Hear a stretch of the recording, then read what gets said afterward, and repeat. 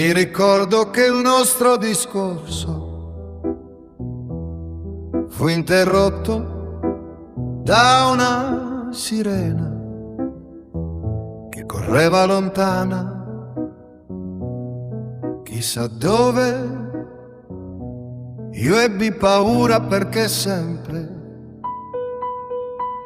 quando sento questo suono, penso a qualcosa di grave e non mi rendevo conto che per me e per te non poteva accadere nulla di più grave del nostro lasciarci.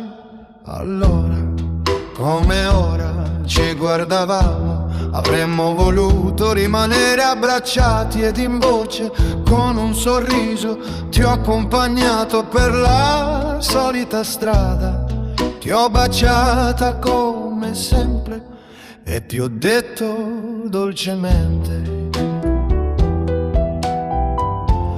la lontananza, sai, è come il vento, spegne i fuochi piccoli ma accende quelli grandi, quelli grandi.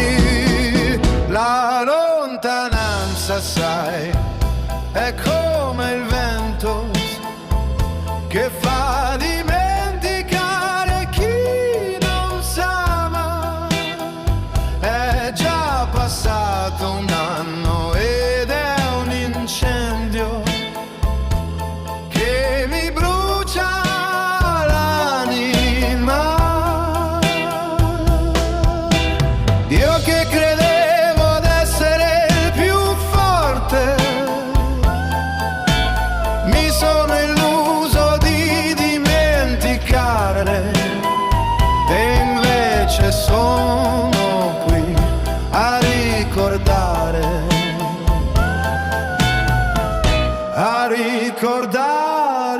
te. La lontananza, sai, è come il vento che fa dimenticare chi non sa mai. È già passato un anno ed è un incendio che brucia l'anima.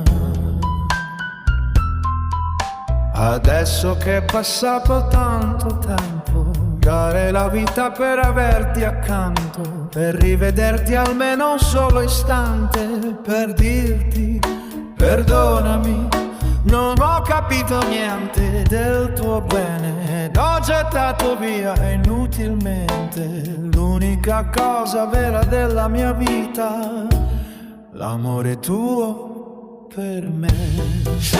Amore, non piangere,